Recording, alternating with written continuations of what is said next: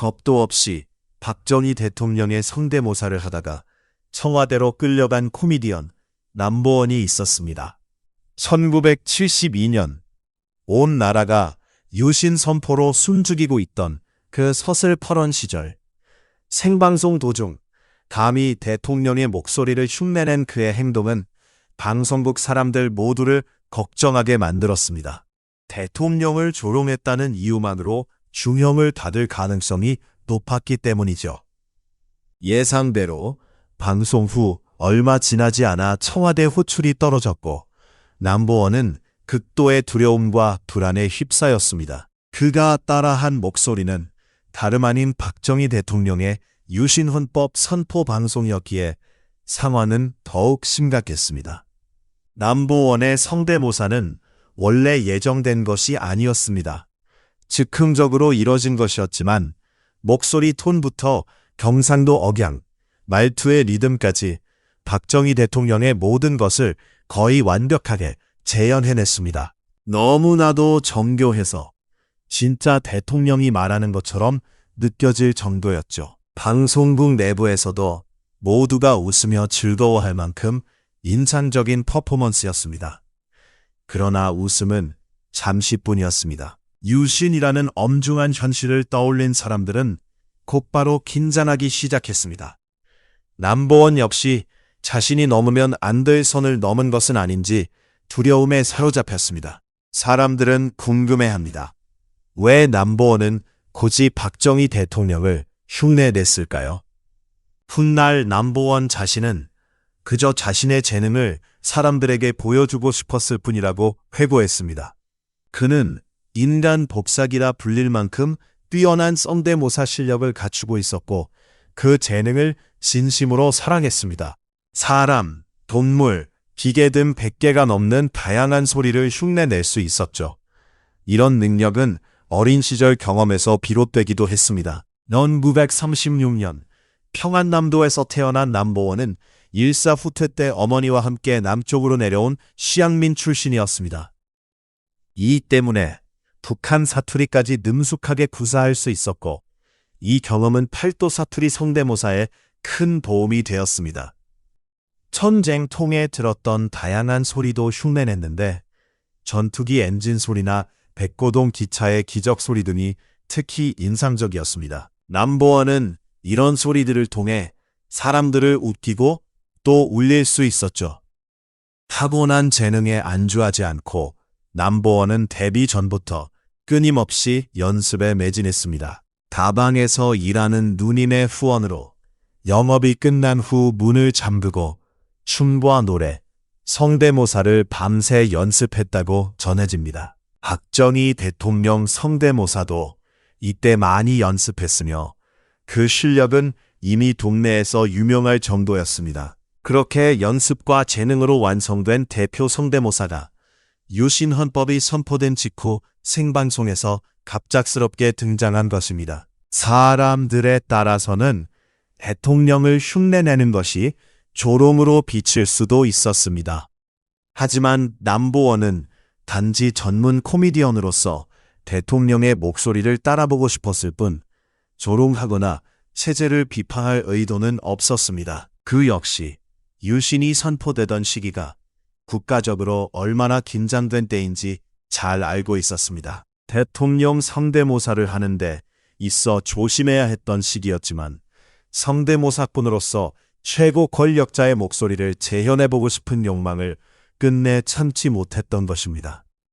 요즘 시대에는 대통령을 흉내내는 사람들이 많지만 남보원이 박정희 대통령을 흉내내던 유신 시절은 전혀 달랐습니다. 최고 권력자를 성대모사한다는 것은 국가 모독죄가 될 수도 있었던 매우 위험한 일이었죠. 남보원의 동료들과 방송 관계자들은 그를 걱정했고 그 역시 이 일이 얼마나 심각한 상황인지 깨달았습니다. 결국 청와대로부터 호출 명령이 떨어졌고 남보원은 손에 식은땀이 흐르고 심장은 미친 듯이 뛰는 상태로 방송국 관계자와 함께 청와대로 향했습니다. 청와대에 도착한 남보원은 다리가 후들거렸고 경호원들의 날카로운 시선에 압도되었습니다. 긴장감은 극에 달했습니다. 대통령과의 만남을 기다리는 동안 고문 같은 시간이 흘러갔습니다. 마침내 박정희 대통령의 개인 무실에서 면담을 하게 된 순간 남보원은 대통령의 카리스마에 온몸이 굳어버렸습니다. 얼굴은 새하얗게 질렸고 박 대통령은 이렇게 물었습니다. 자네가 내 흉내를 냈다면서 감히 누가 내 흉내를 내느냐. 남보원은 변명도 설명도 하지 못한 채 그저 고개를 숙이고 죄송하다는 말만 할 수 있었습니다. 그런데 뜻밖에도 박정희 대통령은 그때 했다는 그거 어디 한번 해보게라며 남보원에게 성대모사를 다시 해보라고 했습니다. 극도로 긴장한 상태에서 남보원은 그날 했던 성대모사를 대통령 앞에서 그대로 선배였습니다. 박 대통령은 잠시 그를 바라보다가 잘했네, 아주 똑같네 라고 칭찬했습니다. 방송 금지나 구속까지 각오했던 남보원은 그제야 안도할 수 있었습니다. 그리고 오히려 대통령에게 인정받은 성대모사라는 특별한 타이틀을 얻게 되었죠. 아마 남보원은 평생 그 순간을 수없이 떠올렸을 것입니다. 박정희 대통령은 남보원의 성대모사를 칭찬하며 호탕한 웃음과 함께 술잔을 건넸습니다.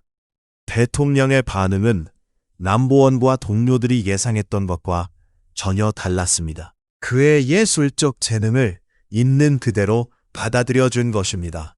이는 박정희 대통령의 인간적인 면모를 엿볼 수 있는 장면이기도 합니다. 박 대통령은 예술을 사랑했고 예술가들과 격없이 어울렸던 소탈한 사람이었습니다. 박정희 대통령이 문화예술인들과 가까웠다는 사실은 여러 증언에서 확인됩니다.